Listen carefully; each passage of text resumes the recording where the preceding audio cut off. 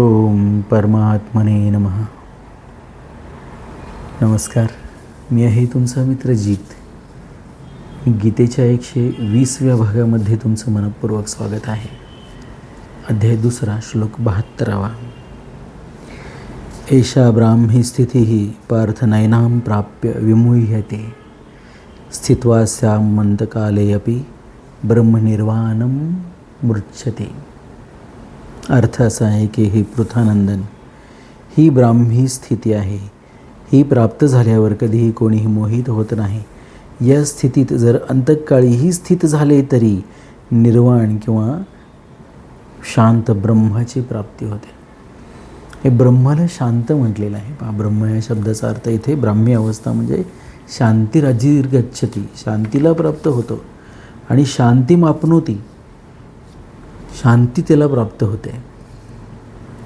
तो शांतीला प्राप्त होतो म्हणजे शांतिमाप्नोति.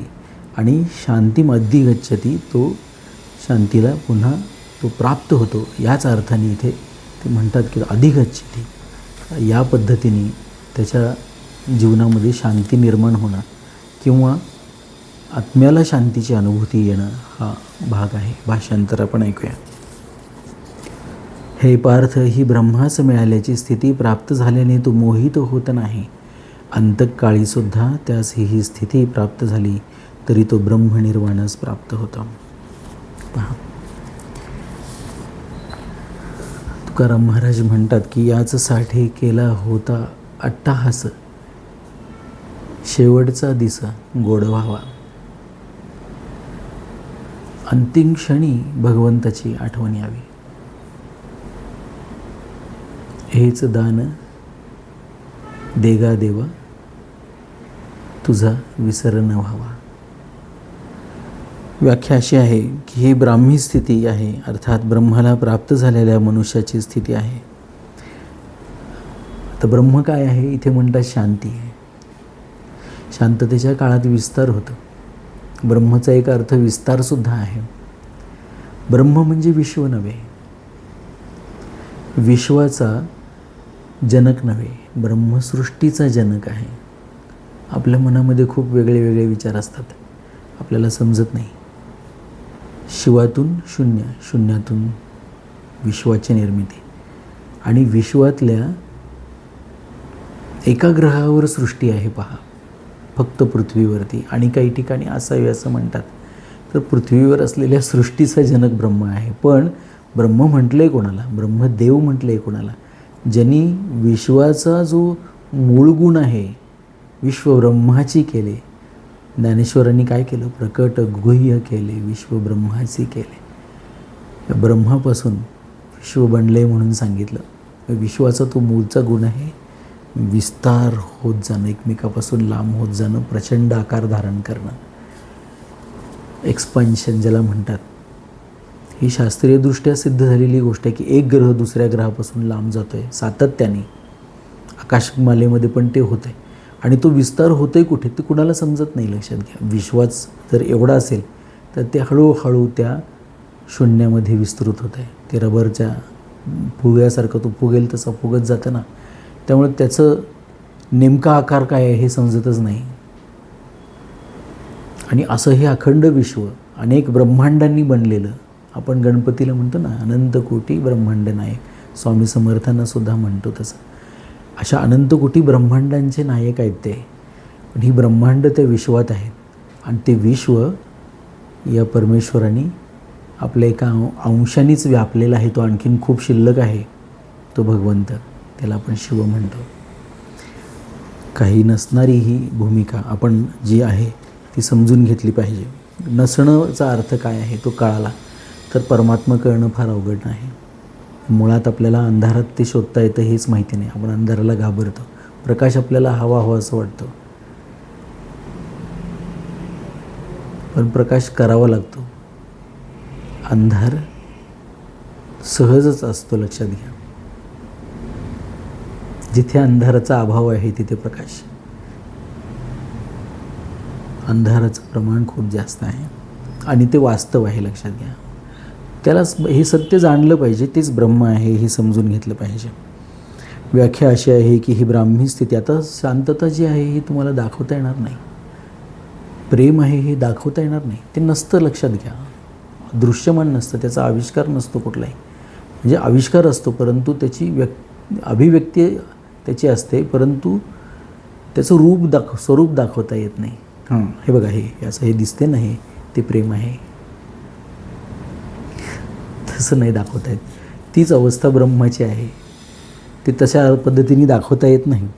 ही ब्राह्मी स्थिती आहे आणि अर्थात ब्रह्माला प्राप्त झालेल्या मनुष्याची स्थिती आहे, म्हणजे शांतीला प्राप्त झालेल्या मनुष्याची स्थिती आहे. अहंकार किंवा शांती त्याला प्राप्त झालेली आहे. दोन्हीचा अर्थ एकच आहे, परंतु क्रिया वेगळी आहे. भगवद्गीतेची ही भाषा वारंवार समजून घ्यायला पाहिजे. आणखीन एका ठिकाणी याचं सविस्तर आपण, एखाद्या गोष्टीला प्राप्त होणं, मला शांती मिळाली नाही, इथे ते तसं म्हणतच नाहीत, याला शांती मिळाली असं नाही म्हणत. हा शांतीला जाऊन मिळाला, याचा आत्मा असेल तर तो, ही भगवद्गीतेची भाषा आहे. एखादी नदी समुद्राला जाऊन मिळते अशी ती अवस्था आहे. शांती ही आहेच, लक्षात घेतलं पाहिजे.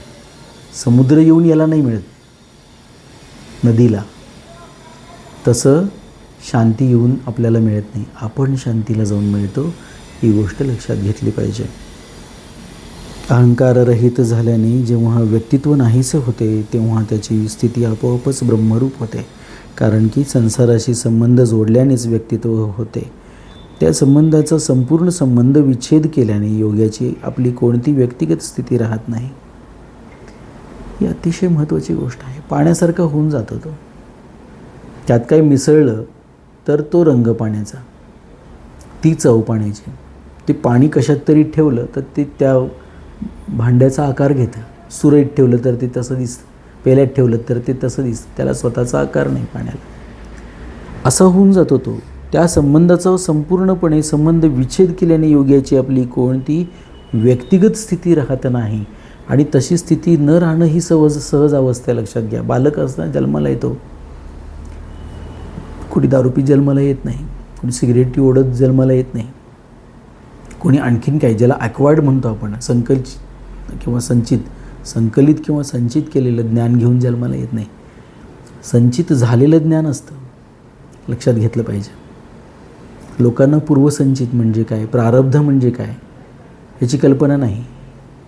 लक्षावधी वर्षापासून तुमच्या पूर्वजांकडून जे DNA तुम्हाला आलेले असतात, त्या DNAतून, ज्या गुणसूत्रातून तुम्हाला ह्या सगळ्याच गोष्टी मिळालेल्या असतात.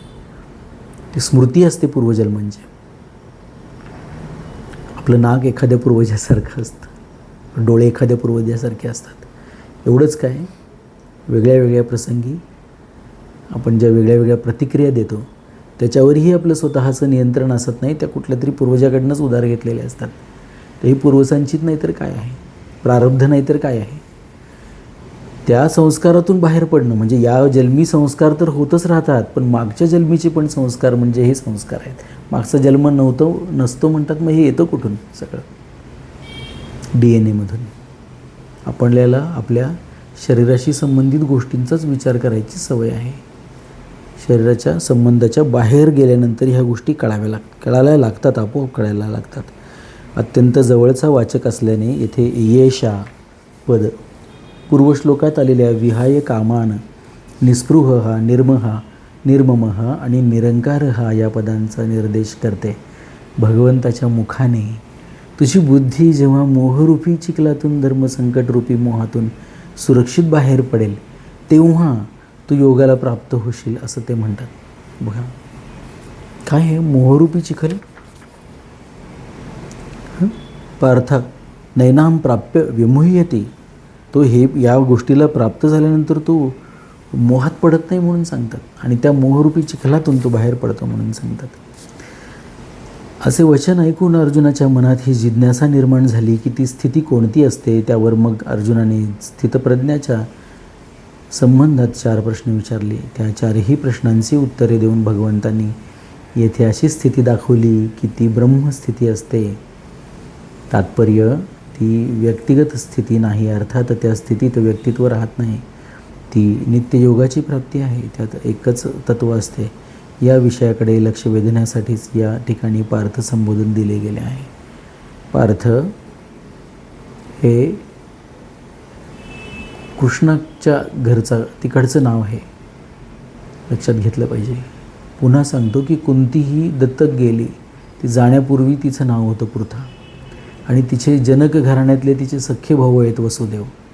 वसुदेवांचा मुलगा आहे हा बलराम आणि श्रीकृष्ण.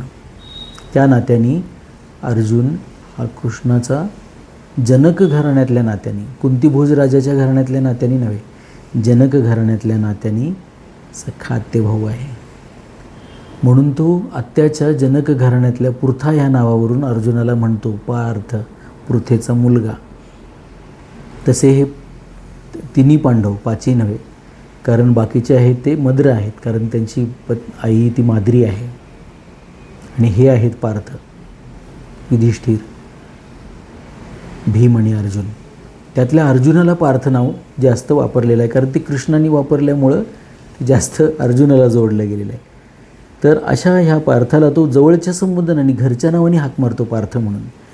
नैनाम प्राप्य विमुह्यते, तो त्या विमूढतेला प्राप्त होत नाही. पहा, इथे म्हणतात त्याला विमूढता म्हणजे त्याला मूर्खता प्राप्त होते असं नाही म्हणत, तो मूर्खतेपासून लांब राहतो असं न म्हणत, तर ते म्हणतात की तो त्या मूर्खपणाला प्राप्त होत नाही, तो मूर्खपणाच्या समुद्रात जाऊन मिसळत नाही. तो जोपर्यंत शरीराविषयी अहंकार असतो तोपर्यंत मोह राहण्याची शक्यता असते, परंतु जेव्हा अहंकाराचा संपूर्णपणे अभाव होऊन ब्रह्मामध्ये आपल्या स्थितीचा अनुभव येतो तेव्हा व्यक्तित्व नष्ट झाल्याने पुन्हा कधीही मोह होण्याची शक्यताच राहत नाही. मोह होणं हा खूप महत्त्वाचा विषय. स्वामी विवेकानंदसुद्धा म्हणतात मोहाचं प्रत्येक क्षण ओळखून टाळला पाहिजे.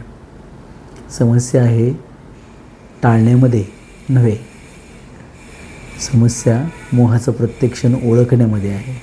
ओळखला गेला तर टाळला जातो, पण ओळखला जात नाही जेव्हा आपण सावध नसतो. जागृतीची अवस्था आहे साधना, जागृतीची अवस्था आहे ध्यान. बऱ्याच लोकांना वाटतं ध्यानात तल्लीन व्हायचं असतं, त्याच्यासारखा वेडेपणा नाही कुठला. ध्यानामध्ये इतकं जागृत व्हायचं असतं की शेकडो मैल, हजारो मैल लांब एखाद्या फुलपाखराने जरी पंख फडफडले तर इथे बसून कळावं आपल्याला. तर लोक झोपी जातात ध्यान करता करता. आनंद आहे. सत आणि असत यांना योग्य तऱ्हेने न जाणणेच मोह आहे. तात्पर्य स्वसत असूनही असतशी आपली एकता समजणे हाच मोह आहे. सत म्हणजे परिवर्तनशील जे नाही आहे ते, जे शाश्वत आहे ते. असत म्हणजे जे सतत परिवर्तन, जसं आपलं शरीर आहे. सकाळी जे मी घेऊन आलो इथे ते आत्ता या क्षणी नाही, संध्याकाळी मी वेगळे शरीर घेऊन जाणार इथून, ते असत आहे. सत आहे त्या शरीरातला आत्मतत्व, ते कधीच नाही बदलत, ते कधी नव्हतं असा एकही काळ नाही, त्याला सत म्हणतात. तात्पर्य स्वसत असूनही असतशी आपली एकता समजणे हाच मोह आहे. जेव्हा साधक असतला योग्य प्रकारे जाणतो तेव्हा त्याचा असतशी असलेला संबंध विच्छेद होतो. जाणण्याने फक्त ही गोष्ट होते, काही करण्याची आवश्यकता नाही तुम्हाला. आगीत हात घातला तर चटका बसतो, एकदा हात लावून बघितलं की आपल्याला कळतं, जाणलं, पण पुन्हा त्या बाजूला जात नाही. पुन्हा त्या आगीवर काही प्रयोग करण्याची आवश्यकता राहत नाही, लक्षात घ्यायला पाहिजे. म्हणून जाणणं फार महत्त्वाचं आहे. तर या स्थितीचा अनुभव झाल्यास मग कधीही मोह होत नाही. सत काय आहे हे कळालं, त्यालाच आपण म्हणतो ना सत असत विवेक बुद्धी. सत विवेक बुद्धीचा अर्थ काय? अशी बुद्धी जिला सत काय आणि असत काय आहे ते समजतं. स्थित्वा सा मंतकाले अपि ब्रह्मनिर्वाणं मृच्छते, म्हणजे अंतकाळी ज्याला अशी स्थिती प्राप्त होते तेव्हासुद्धा हे मनुष्य शरीर केवळ एक गोष्ट आपण जाणू असतबद्दल. असत जाणल्याने असतची निवृत्ती होते, कारण असतला स्वतंत्र सत्ता नाहीच. सतपासूनच असतला सत्ता मिळते. जर असतला जाणल्याने असतची निवृत्ती नाही झाली तर वास्तविक असतला जाणलेच नाही तर शिकले म्हणता येईल. शिकलेल्या ज्ञानाने असतची निवृत्ती होत नाही, कारण मनामध्ये असतची सत्ता राहते. आईन्स्टाईनसारखे शास्त्रज्ञसुद्धा अध्यात्म त्यांना कळालं पण अर्धवट कळालं. असतची त्यांनी व्याख्या केली. पहा, ते इलेक्ट्रिसिटीला ते परमात्म तत्त्व समजले, आत्मा समजले आणि त्यांनी व्याख्या केली असंच की हे जे आहे हे आपलं रूप बदलत राहतं. Energy cannot be created, energy cannot be destroyed, it changes it's form. ते आपलं रूप बदलत राहते. पण हे असंच संदर्भात आहे. असंच सुद्धा नष्ट होत नाही पहा कधीच. असंच परिवर्तनशील आहे. पाण्याचंच पहा, कधी वाफ होते, कधी बर्फ होतो, कधी पाणी असतं. झाड आहे, कधी अंकुरतं, ते कधी त्याचं खोड होतं, पूर्ण मोठा वृक्ष होतं. त्यातले काही भाग तो वाळल्यानंतर त्याचं लाकूड होतं. लाकूड जाळल्यानंतर त्याचा कोळसा होतो. कोळसा पण जाळल्यानंतर त्याची राख होते. राख झाल्यानंतर ती पुन्हा वायुतत्व होऊन पुन्हा ते हवेमध्ये मिसळते. लक्षात घ्या. मातीत मिसळते तर ती पुन्हा सोनं उगवतं, त्याच्यातून पिकं उगवतात. तर ते आपले रूप बदलत राहते. असत सुद्धा कधीही नष्ट होत नाही, तेही सतच आहे. परंतु सत आणि असतमध्ये हा जो परिवर्तन होण्याचा रूप बदलण्याचा जो विषय आहे तो सतमध्ये जरासुद्धा नाही, ते तसंच राहतं सत. हे समजून घेतलं पाहिजे. आणि ते समजता अनेक शास्त्रज्ञ अजूनसुद्धा ते घोटाळत आहेत, हे लक्षात घेतलं पाहिजे. इथे या लोकांनी देवाचा शोध लावला, संतांनी त्याच्याशी बोलले, त्याच्याशी खेळले, त्याच्याशी बागडले, त्याच्याकडून काय वाटेल ते करून घेतलं. हा भारत आहे.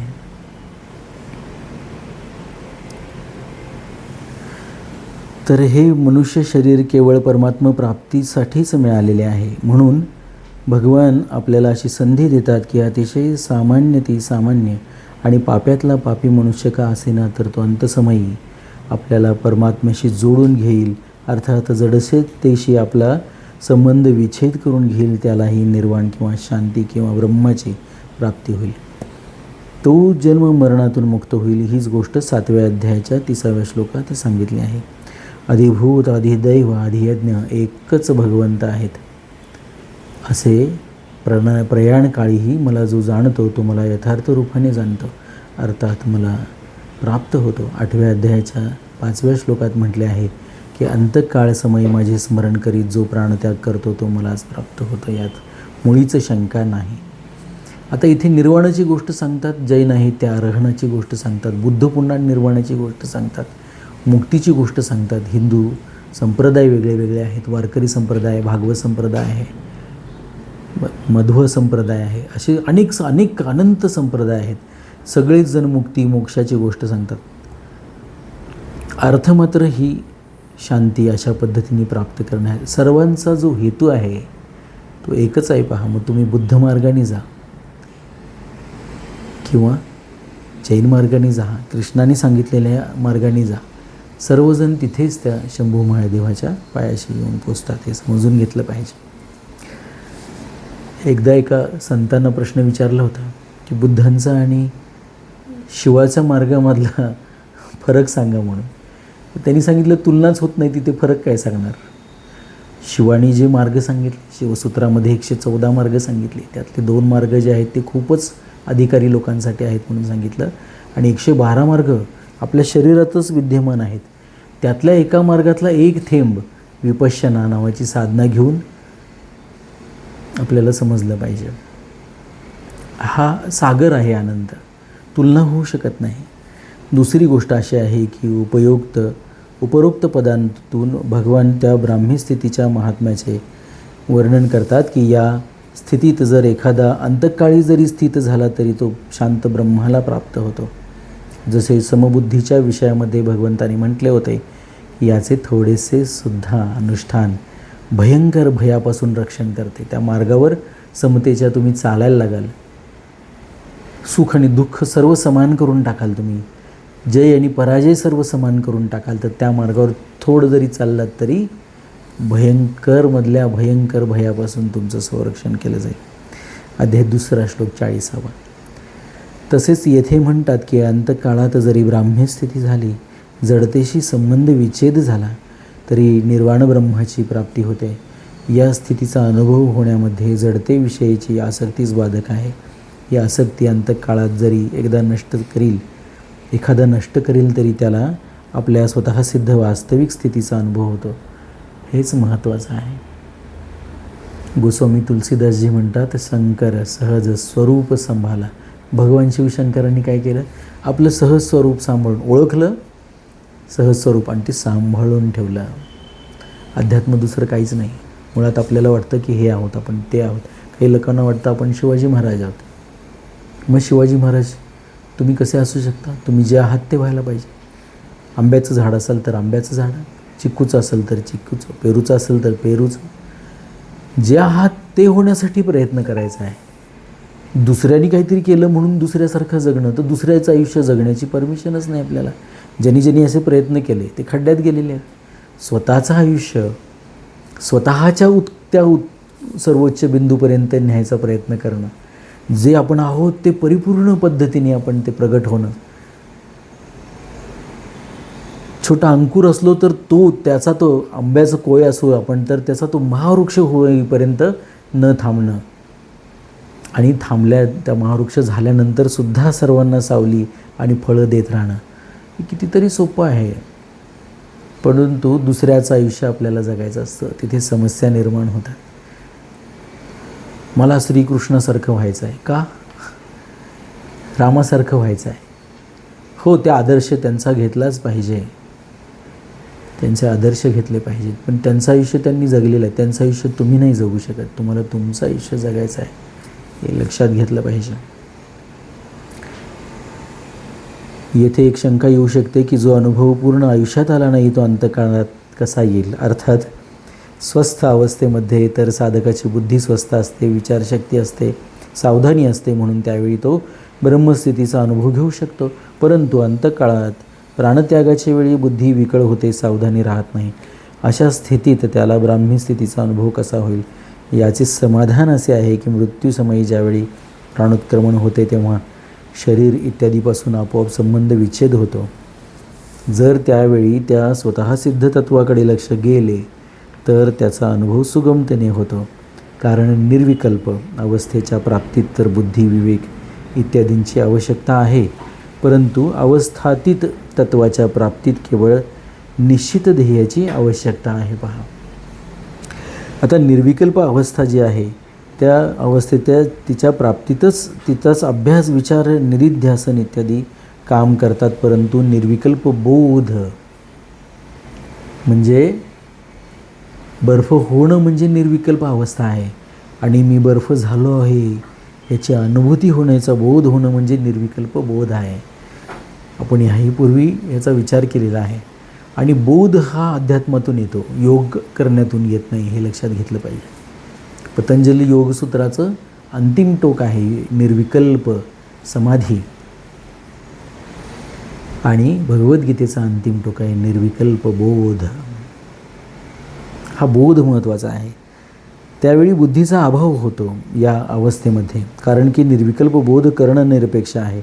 अर्थात त्यात करणाची किंचित मात्रही अपेक्षा नसते. करण म्हणजे अंतःकरण, बुद्धी, चित्त, अहंकार, मन हे अंतःकरण आहे.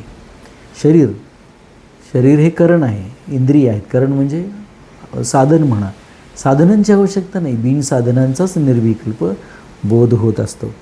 त्याच्या प्राप्तीत करणाशी संबंध विच्छेद होणे हेच कारण आहे. आत्म्याला जाणायचं असेल अंतःकरण बाजूला ठेवलं पाहिजे. ते लक्ष मग पूर्वीच्या अभ्यासाने हो, अथवा एखाद्या शुभसंस्काराने हो, अथवा भगवान किंवा संतांच्या अहैतुकी कृपेमुळे हो, लक्ष गेल्यास त्याची प्राप्ती सहज निश्चित होते. कुठल्याही हेतूशिवाय संत कृपा करतात तेव्हा ते सहज होतं. बघा, येथे अपि पदाचे तात्पर्य अंतकाळापूर्वी अर्थात जिवंत असतानाच स्थिती प्राप्त झाली तर तो जीवनमुक्त होतो. परंतु अंतकाळी जरी ही स्थिती प्राप्त झाली, अर्थात तो निर्मम व निरहंकारी झाला, तरीही मुक्त होतो. याचे तात्पर्य हे की स्थिती तात्काळ होते. स्थितीसाठी अभ्यास करणे, ध्यान करणे, समाधी लावण्याची थोडीशी देखील आवश्यकता नाही.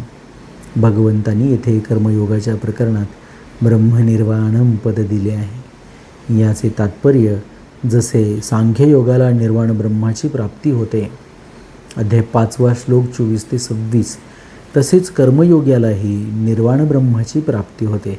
हीच गोष्ट 5व्या अध्यायाच्या 5व्या श्लोकात म्हटली आहे. सांख्ययोगी ज्या स्थानाला प्राप्त करून घेतो तेच स्थान कर्मयोग्याला देखील प्राप्त होते. आता म्हणून हा विषय सहज आहे. आता भक्तिमार्गाने सुद्धा भगवंतच होऊन जातो मनुष्य. तर हे सगळ्याच गोष्टी एका ठिकाणी जाणाऱ्या आहेत. पहा, कोणत्याही मार्गाने जातो तिथेच जातो, तिथेच जातो. हा विषय यातला महत्त्वाचा आहे. विशेष संकेत काय आहे? स्वामीजी अत्यंत कृपावंत होऊन आपल्याला हा सांगतात की जड आणि चेतन दोन पदार्थ आहेत. प्राणीमात्राचे स्वरूप चेतन आहे, परंतु त्याने जडाचा संग केलेला आहे. जडाविषयी आकर्षण होणे म्हणजेच अधोगतीकडे जाणे होय, आणि चिन्मय तत्वाकडे आकर्षण होणे हे उत्थान करणे होय. पहा, आपल्याकडे आपण जर पाहिलं तर आपला जो स्पाईन आहे ना, हा एकच मनुष्य जात आहे. तिचं ताठ असतो, प्रवास वरच्या दिशेने असतो. बाकी सगळे मासा, त्याचं जे काही पाठीचा कणा आहे आडवा असतो, म्हैस आडवा असतो, कुत्रा आडवा असतो, माकड आडवा असतो. जगातले सगळे प्राणी त्यांची डोकी ही समांतर असतात जमिनीला. एकच माणूस असा आहे की जो उभा आहे, आणि त्याचा जो मोबाईलचा जो टॉवर आहे या शरीराचा, तो त्या दिशेने आहे, अवकाशाच्या दिशेने. सूर्याचं भ्रमण जिथे होतं, ताऱ्यांचं नक्षत्राचं भ्रमण होतं, चंद्रांचं भ्रमण होतं, त्या अवकाशाच्या दिशेने आपला हा म्हणजे संपूर्ण ब्रह्मांडातून येणाऱ्या त्या लहरी ग्रहण करण्याची माणसाची जी क्षमता आहे तशी अन्य कुठल्या प्राण्याची नाही. म्हणून मनुष्याचा जन्म हा अत्यंत महत्त्वाचा आहे. आणि चेतनाकडे आपलं लक्ष हे सहज असतं. लक्षात घ्या, चेतनाकडे लक्ष आपलं हे सहज असतं आणि ते लहानपणापासून असतं. परंतु चिकित्सक बुद्धीमुळे आपण त्या चिकित्सक बुद्धीच्या पलीकडे जाऊन ज्यावेळेला मोहात पडायला लागतो एखाद्या गोष्टींच्या, तेव्हा काही गोष्टी आपण संपादित करायला लागतो आणि त्याच्या मोहात फसी पडतो. अनेक आकर्षणं असतात आजूबाजूला आपल्या, आणि मूळ मग चैतन्याकडे दुर्लक्ष होतं आपलं. बोलता येत नव्हतं आपल्याला, पालथं पडता येत नव्हतं, रांगता येत नव्हतं. त्या अवस्थेतून आपण इथे आलेलो आहोत. आपल्याला हे चैतन्याशिवाय शक्य नाही हे समजायला पाहिजे. आपण बघू शकतो, ऐकू शकतो, बोलू शकतो, हे त्या परमात्म्याचं असणं आहे. त्याच्या अस्तित्वाचे पुरावे आहेत, ते चैतन्याचे पुरावे आहेत. लक्षात घ्या, आपल्याला चैतन्य नसेल, अचेतन झालेलो असलो आपण, एखादे डोळे खूप सुंदर असतात पण त्यांना दिसत नाही, अचेतन झालेले असतात, तिथे ते चैतन्य नसतं. म्हणून ह्या शरीरात चैतन्य आहे, म्हणून हे शरीर सगळं काम करतं आहे. तर चैतन्य तर आहेच, फक्त आपलं तिकडं लक्ष न जाता आपल्याला छोट्या छोट्या छोट्या गोष्टींकडे आपलं लक्ष जातं. चैतन्याकडे लक्ष ठेवलं तर तुम्हाला कोणत्याच गोष्टीची आवश्यकता भासणार नाही. अरे मला दिसतंय ना, त्याचाच आनंद आघात आहे. मला रंग कळत आहेत ना, त्याचाच आनंद आघात आहे. माझ्या हाताची बोटं हलत आहेत ना, बऱ्याच लोकांची बघा ते हलत नाहीत, त्यांची खांदे हलत नाहीत, पाय हलत नाहीत, त्यांना चालता येत नसतं. काही लोकांना ते नसतातच, अपंग असतात, हात नसतात, पाय नसतात. आपल्या आहेत आणि सुस्थितीत आहेत. जे काही आहे ते सुस्थितीत आहे. जी सुस्थितीत आहे तिकडे आपलं लक्ष जात नाही, त्या चैतन्याकडे लक्ष जात नाही. तर इथे त्या चैतन्याचा विषय सांगतात की चैतन्यमय चिन्मय तत्वाकडे आकर्षण होणे हे उत्थानाचे म्हणजे कल्याण करणे होय, हे लक्षात. आणि जडाकडे आकर्षित होण्याचं मोहच मुख्य कारणीभूत आहे, आणि परमात्मा तत्वाकडे आकर्षित होण्यात विवेकाची मुख्यता असते. सत आणि असत, परमात्मा सत आहे, सच्चाई पलीकडे आहे. खरं सांगायचं तर समजून घेण्याच्या दृष्टीने मोह आणि विवेकाचे दोन भाग होऊ शकतात. एक अहमता ममतायुक्त मोह आणि कामनायुक्त मोह. दोन सत असतचा विवेक आणि कर्तव्याचा विवेक. प्राप्त वस्तू शरीर इत्यादीत अहमता ममता करणे हा अहमता ममतायुक्त मोह आहे, आणि अप्राप्त वस्तू घटना परिस्थिती इत्यादींची कामना करणे हा कामनायुक्त मोह आहे. शरीरी म्हणजे शरीरात राहणारा वेगळा आहे आणि शरीर वेगळे आहे. शरीरी सत आहे आणि शरीर असत आहे. शरीरी चेतन आहे, शरीर जड आहे. हे योग्य रीतीने वेगवेगळे जाणणे सत असतचा विवेक आहे. आणि कर्तव्य काय आहे, अकर्तव्य काय आहे, धर्म काय आहे, अधर्म काय आहे, हे योग्य रीतीने जाणून घेऊन त्यानुसार कर्तव्य करणे आणि अकर्तव्याचा त्याग करणे कर्तव्य अकर्तव्याचा विवेक आहे. या ठिकाणी आपल्याला एक सहज गोष्ट लक्षात येण्यासारखी आहे. तुम्हाला गाडी चालवायला येत असेल तर तुम्ही वेगळ्या वेगळ्या गाडी चालवू शकता. तुम्ही ज्यावेळेला ज्या गाडीत नाही आहे ती गाडी तुम्ही चालवू शकत नाही. आणि जेव्हा त्या गाडीत मस्त ती गाडीचा ड्रायव्हर ती गाडी चालवतो. ड्रायव्हर महत्त्वाचा आहे, तसा आत्मा महत्त्वाचा आहे. तो एक शरीर त्यागून दुसरं शरीर धारण करत राहतो. एक गाडी बाजूला ठेवून दुसरी गाडी तिचं ड्रायव्हर होतो. लक्षात घ्यायला पाहिजे. पहिल्या अध्यायात अर्जुनासुद्धा 2 प्रकारचा मोह झाला होता. त्यात सर्व प्राणी मात्र फसलेले आहेत. सगळेच अर्जुन आहोत आपण. अहमतेला अनुसरून आम्ही दोषाला न जाणणारे धर्मात्मा आहोत आणि ममतेला अनुसरून म्हणजे आम्ही धर्मात्मा आहोत तो म्हणतो स्वतःच, पण धर्मात्मा होणं हा दोष आहे हे त्याला अर्जुनाला लक्षात येत नाही. कारण तो धर्माच्या नावाखाली अधर्म करायला निघालेला होता. तो आपल्या कर्तव्याचा त्याग करायला निघालेला होता. युद्धभूमीमध्ये आधी महिनाभर त्यांनी नाही सांगितलं मी नाही युद्ध करणार म्हणून, जावा तुमचं तुम्ही करा. बलरामांनी सांगितलं तर मी भाग घेणार नाही. हा युद्धभूमीत आल्याने नाही म्हणतोय. असं नाही चालत. फरक लक्षात घेतला पाहिजे. बरेच लोकांना बरंच काही कळत असतंय. आता युद्धभूमीत येऊन नाही म्हणणं किती योग्य आहे. ते म्हणणं म्हणजे त्याची किती अपकीर्ती झाली असती अर्जुनाची. तेच भगवंत सांगतात. पहा, म्हणून त्याला तो मोह झाला होता. आणि दुसरा, ममतेला अनुसरून हे कुटुंबी मृत्युमुखी पडतील हा अहमता आणि ममतायुक्त मोह झाला होता. ते कुटुंबीयच त्याला मारायला उभी होते तिथं. ते भीष्म, ते द्रोण, त्याचे गुरु. दुर्योधन तर होता, दुःशासन होता. हे लोक त्याला मारायला उभे होते आणि हा त्यांच्या हातून मरायला तयार झाला आहे, पण मी युद्ध करणार नाही म्हणतोय. आम्हाला पाप लागू नये, नरकात जावे लागू नये, कुळाचा नाशाचा दोष लागू नये, मित्रद्रोहाचे पाप लागू नये, आमच्या पितरांचे पतन होऊ नये, हा कामनायुक्त मोह होय.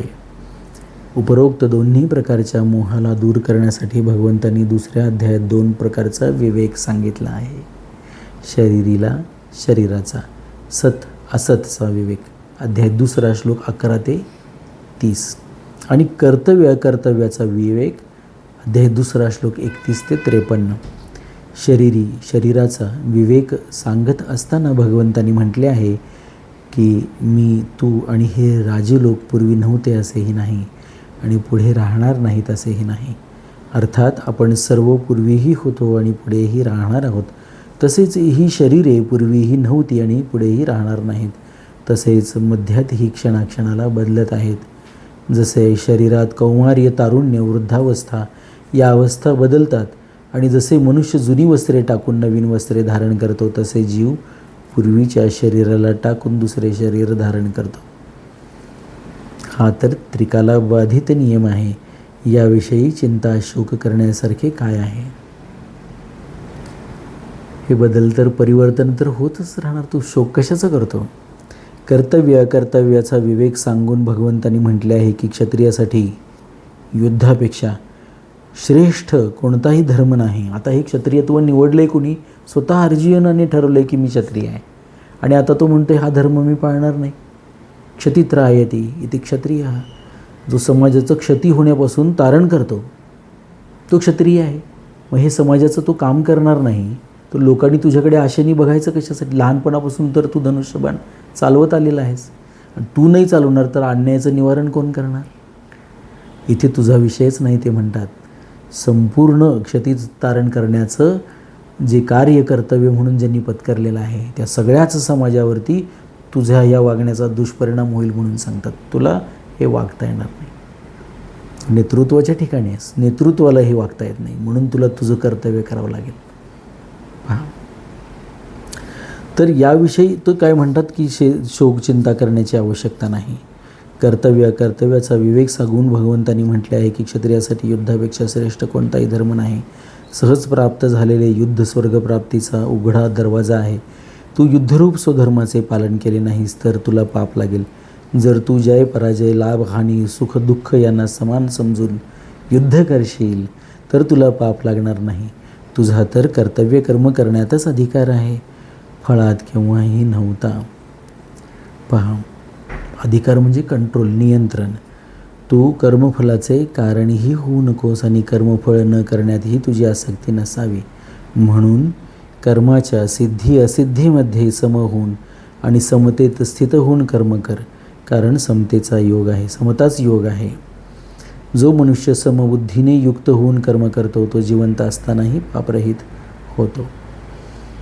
इथे मागे सांगितलं की कर्मावर अधिकार नाही, फळावर अधिकार आहे. म्हणजे कर्मावर नियंत्रण आहे, फळावर नियंत्रण नाही.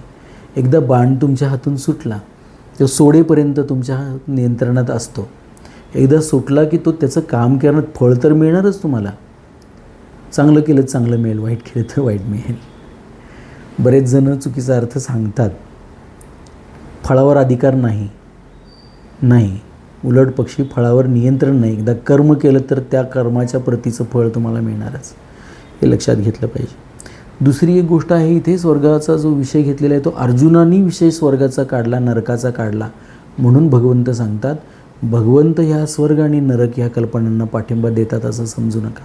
उलट पक्षी त्याचा निषेध आहे. पुढे काय वेदांचा निषेध आहे केलेला, वेदातल्या कर्मकांडाचा निषेध केलेला आहे. आपल्याला ह्या सगळ्या गोष्टी मागे ज्यांनी ऐकलेलं आहे त्यांना कळतील. जो मनुष्य समबुद्धीने युक्त होऊन कर्म करतो तो जिवंत असतानाच पाप आणि पुण्य रहित होतो. जिवंतपणीच हे साध्य करा, हे लक्षात घेतलं पाहिजे. जर तुझी बुद्धी मोहरूपी चिखलातून आणि धर्मसंकटातून सुरक्षितपणे बाहेर पडली तर तू योगाला प्राप्त होशील. हा पुढे आहे विषय. आता या 72व्या म्हणजे दुसऱ्या अध्यायातल्या शेवटच्या श्लोकाचा परिशिष्ट भाव काय आहे? निर्मम आणि निरअहंकार झाल्यास साधकाचा असत विभागाशी संबंध विच्छेद होतो आणि सत विभागात अर्थात ब्रह्मात आपल्या स्वभावता स्वाभाविक स्थितीचा अनुभव होतो, ज्याला ब्राह्मी स्थिती म्हणतात. या ब्राह्मी स्थितीला प्राप्त झाल्यास शरीराचा कोणी मालक राहत नाही, अर्थात शरीराला मी माझे म्हणणारा कोणी राहत नाही. व्यक्तित्व समाप्त होते. आता इथे व्यक्तित्व समाप्त होतं. आपण इतक्या जाहिराती पाहिलेल्या आहेत व्यक्तिमत्व विकास शिबिरांच्या, तर इथे व्यक्तित्व समाप्त होतं म्हणून सांगतात, स्वरूप उजागर होतं म्हणून सांगतात. जेव्हा तुम्हाला समजतं की तुम्ही काय आहात, कोण आहात, तर व्यक्तिमत्वाचा विषय शिल्लक राहत नाही. जे व्यक्त होतं ते व्यक्तिमत्व, पण जे अव्यक्त आहे आणि स्वरूप आहे तुमचं ते निर्गुण आहात, तुम्ही निराकार आहात, तुम्ही अमर्याद आहात, तुम्ही अनंत आहात, तुम्हाला कुठल्याही प्रकारचं बंधन नाही, मुक्त आहात, तुम्ही नित्यमुक्त आहात, पदातून मुक्त आहात, तुमच्या श्रेय नामावलीतून मुक्त आहात. या सगळ्या गोष्टी आहेत, ह्या बंधन आहेत, लक्षात घ्या. आणि माणसाला जखडून टाकतात. त्या गोष्टीतून मोकळा असाल तर तुम्ही चांगलं काम करू शकता आणखीन जास्त. जसं एखादा पर्वत चढत असताना जितक्या कमी वस्तू असतील आपल्याकडे तितकं चांगलं, तो प्रवास जास्त जाऊन तुम्ही शिखरावर लवकर पोचाल. तसंच आहे हे. जितकी ओझी कमी असतील तुमच्या मेंदूमध्ये, डोक्यावरती, मनामध्ये तुमच्या, किंवा नसतीलच, तर लवकर पोचाल त्या शिखरांवरती. ते उतरून परत दुसरं, तिसरं, चौथं अनेक शिखरं मग पादाकरण कराल. पण जे आहे ते होणं सगळ्यात अवघड आहे. आत्ताच्या समाज रचना तशी आहे समाजाची की तुम्ही जे आहात तसं तुम्हाला ते होऊ देत नाही. तुम्ही हट्टाने ते व्हायला पाहिजे. स्वरूप जाणून घेतलं पाहिजे. ते जाणल्यानंतर खरं जीवन चालू होतं. तर ज्या ब्राह्मी स्थिती म्हणतात ज्याला, या ब्राह्मी स्थितीला प्राप्त झाल्यास शरीराचा कोणी मालक राहत नाही, अर्थात शरीराला मी माझे म्हणणारा कोणी राहत नाही. व्यक्तित्व समाप्त होते. तात्पर्य हे झाले की आपली स्थिती अहंकाराच्या आश्रित नाही. अहंकार समाप्त झाल्यावरही आपली स्थिती राहते, जी ब्राह्मी स्थिती म्हणवली जाते. एक वेळ या ब्राह्मी स्थितीचा नित्ययोग अनुभव झाल्यावर मग कधी मोह होत नाही. गीता 4थ्या अध्यायाचा 35वा श्लोक. तर अंतकालीही मनुष्य निर्मम निरहंकार होऊन ब्राह्मी स्थितीचा अनुभव करेल तर त्याला तात्काळ ब्रह्माची प्राप्ती होते, शांतीची प्राप्ती होते, स्वरूपाची प्राप्ती होते. पहा, आपण समजून घेतलं पाहिजे शांतपणाने. एक हा नित्य आहे, अहंकाराचा विषय जो आहे तो आपण नित्य बनवून टाकतो. उदाहरणार्थ मी जर म्हटलं की मी वकील आहे, तर तो माझा अहंकार आहे. आयडेंटिटी किंवा इंग्रजीमध्ये खूप सुंदर शब्द आहे त्याला, पहा. आयडेंटिटीचा अर्थ काय आहे? म्हणजे एखाद्या गोष्टीशी आपण स्वतःला जोडून घेणं, तो अहंकार आहे. मी माझी ओळख जर सांगायची झाली, आपल्याकडे सगळ्यांकडे ही समस्या आहे. त्याच्यावरती मी एक वेगळं आर्टिकल पण लिहिलेलं आहे, आयडेंटिफिकेशन क्रायसिस किंवा आयडेंटिटी क्रायसिस, पहचान समस्या हिंदीमध्ये. प्रत्येकाची मी कोण आहे.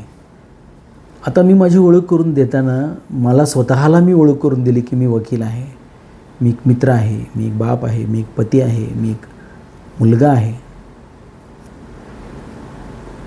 आणि मला ओळख करून दिली की मी निर्गुण निराकार परब्रह्म आहे.